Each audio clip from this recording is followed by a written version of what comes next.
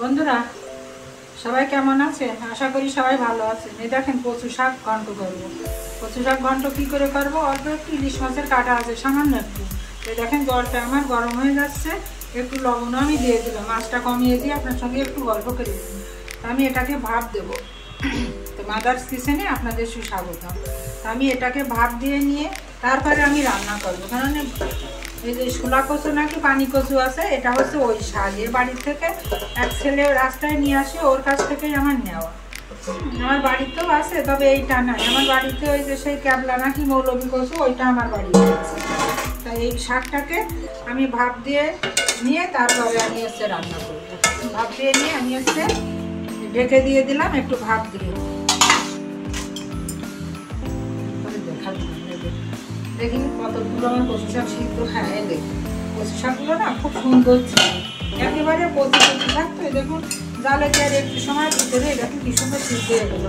সিদ্ধ করার কারণ পিছনের মধ্যে এক হচ্ছে আমার রান্নাটা তাড়াতাড়ি হবে, আমার গলাটা ধরবে না, আর সিদ্ধ করে নিলে কচু শাকের একটা যে উৎকট একটা গন্ধ থাকে ওটাও বেরিয়ে যাবে। এই দেখুন এই কালো জলটা শাকের থেকে আমার বেরিয়ে গেলো, জীবাণুমুক্ত হয়ে গেল। আমি শাকটা এবার আমি কড়াই গরম, আমি কড়াতে একটু আমার পরিমাণ মতো তেল দেবো। আমি শাক অল্প, তো আমি অল্প তেল দেবো, শাকে বেশি তেল দেবো না। যতটা পারবেন আপনারা বা আমি তো শুধু উপদেশ দিলে হবে না, নিজের থেকেই শুরু করতে হবে সব কাজ। আমি আপনাদের উপদেশ দিলাম, আমি যদি কবজি দুবার তেল খেয়ে নিলাম, সেটা খুব মানে অন্যায় ব্যাপার বন্ধুরা। তাই যে যতখানি আমরা পারি তেলটা আমরা কম খাবো। আমি দিয়ে দিলাম দুটো থেকে শুকনো মরিচ, আর দিয়ে দেবো কি এই দেখুন একটা তেজপাতা দিয়ে দেবো। আমি আস্তে একটু বাড়িয়ে দিই। এই কচু শাকটা আমাদের কিন্তু খাওয়ার দরকার। কচু শাকে প্রচুর আয়রন থাকে, আর খেতেও তো ভালো লাগে। আমি তো এমন এক কচু শাক পাগল। আমি কচু শাক রান্না করলে আমি বেশিরভাগ ভাত আমার ভালো লাগে, আমি খেয়ে ফেলি কচু শাক দিয়ে। আপনারা তো মনে কিছু করেন, আমি আবার খুব শাক পাবো বন্ধুরা। শাক দেখলেই আমি কিন্তু থাকতে পারি না। আমার মাছ মাংসের প্রতি অতটা আমার যোগ নাই, কিন্তু আমার শাকের প্রতি আমি দুর্বল। এবার দিয়ে দেবো খানিকটা পাঁচফোড়ন। আমি এটা কিন্তু রসুন দেবো না। পাঁচফোড়ন দেওয়ার পরে আমি এই পেঁয়াজগুলো দিয়ে দিলাম। আমি ঝালটা একটু পরে দেবো, না হলে পরে এই হাতি কাশির জ্বালা এখানে বসতে পারবো না। এত সুন্দর একটা ফ্লেভার বেরোচ্ছে বন্ধুরা। এই পাঁচফোড়ন তেলে পরে দিয়ে যখনই পেঁয়াজ দেওয়া হয়, কি বলবো, সেই ঘ্রাণটা যে আমার কি ভালো লাগে। অসাধারণ এক ঘ্রাণ এটা। আমি এই পেঁয়াজটা একটু লাল লাল করে ভেজে নেবো, একটুখানি কাঁচা গন্ধটা বেরিয়ে যাক, তারপরে আমি কচু শাকটা ছেড়ে দিব। শাক পাতা একটু অনেক সময় দেখা যায় অনেক শাকে তেল খায়, কিন্তু কচু শাকে তেল খায় না। কচু শাক রান্না করার পরে একদম ফিনিশিং এসে দেখবেন গাটা তেল তেলে হয়ে যায়। হ্যাঁ, আমার পেঁয়াজটা দেখুন বেশ একটু সুন্দর লাল লাল হলো। এবার আমি এই যে কাঁচামরিচগুলো, এই দেখুন আমি কাঁচামরিচগুলো আমি দিয়ে দিলাম। একেবারে বেশি আগে দেবো না, আমি দুটো একটা রেখে দিই, বাকিগুলো আমি দিয়ে দিলাম। এটা দিয়ে দিলাম, একটু নেড়েই আমি এবার শাকটা আমি দিয়ে দেবো। আর মাছের কাঁটাটা আমার ভাজা আছে, তো এরকম মাছের কাঁটা অল্প আছে, মানে অল্প কিছু আছে, অল্প দিয়েই আমি করবো। আমার সংখ্যাও কম, শাকও কম।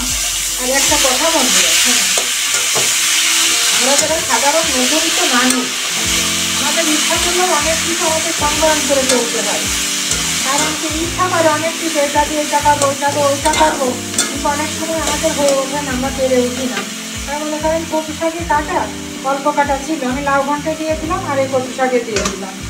এতেই আমাদের খুশি থাকা লাগবে। কিন্তু যেটা আমি পাবো না, করতে পারবো না, আমার কিন্তু সেটা নিয়ে বাড়াবাড়ি করে লাভ নাই। আমার যেটা আছে আমার তাই নিয়েই খুশি থাকতে হবে।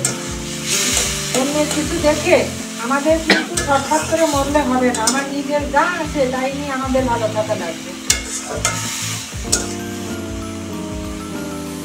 দেখুন আমি কচু শাকে বেশি সময় হলুদ খাই না, তবু আমি হালকা একটুখানি দিচ্ছি। আমি কচু শাকে কখনো হলুদ খাই না, একটুখানি দিয়ে নিলাম।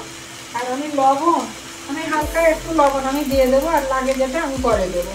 এবার দিয়ে আমি নেড়ে চেড়ে একটু ঢাকা দিয়ে রাখবো, একটু ঢাকা দিয়ে রাখি। দেখি আমার কচু শাকটা কত দূর। হ্যাঁ বন্ধুরা দেখুন কচু শাকটা সেদ্ধ হয়ে গেছে। আর এইভাবে আপনারা এই হাতা বা থানটা নিয়ে একটু ঘুটে দেবেন। আমি এই ঘুটার রহস্যটা বলবো আপনাদের।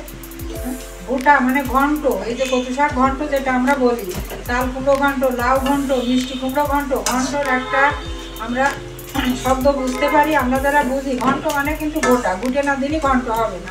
তাই কচু শাকটা এইভাবে এই যে গুটে দিতে হবে। যদি দুটো একটা ডাবুর এমনি থাকে, এটা একটু শোলা কচু তো তাই কালো কালো একটু কালার আসবে, শোলা কচু পাতা দিয়ে ডাবুর দিয়ে এটা ঘন্ট করে। আমার কচু শাকটা দেখুন ঘন্টা হয়ে গিয়েছে। এটাকে আমি যত সময় রস না কমবে খানিকটা, এতে আবার বর্ষাকাল তো কচু শাকের জল গলে বেশি। আমি এই যে বলেছি না অল্প একটু কাটা আছে বন্ধুরা, সবসময় সব কিছু হয় না, যেটুকু কাটা আছে এটুকু দিয়ে আমার কচু শাক কিন্তু হয়ে যাবে। তাই এই কাটাটুকু আমি একটা মাছের উপর দিয়ে দেবেন, অল্প ছিল, একটু ফ্লেভার আসবে, স্বাদও একটু বাড়বে। এই কাটাটা দিচ্ছি। এবার আমি নাড়তে নাড়তে একে ফুটিয়ে নিয়ে লবণ দেবো, একটু মিষ্টি দেবো। এবার আমি পরিমাণ মতো, আপনারা যে যেমন মিষ্টি পছন্দ করে দেবেন। আমার মাদার কিচেনে জানেন একটু মিষ্টি খাওয়ার প্রবণতা বেশি, আমি 1 চামচ মিষ্টি দিয়ে দিলাম। তা মিষ্টি দিয়ে এবার আমি নাড়তে থাকি, নাড়তে নাড়তে শুকিয়ে নিয়ে এসে আপনাদের আমি দেখাবো যে কচু শাকটা কেমন সময়ে নামাতে হবে। এই আমি কচু শাক এই পর্যায়ে নিয়ে এসেছি।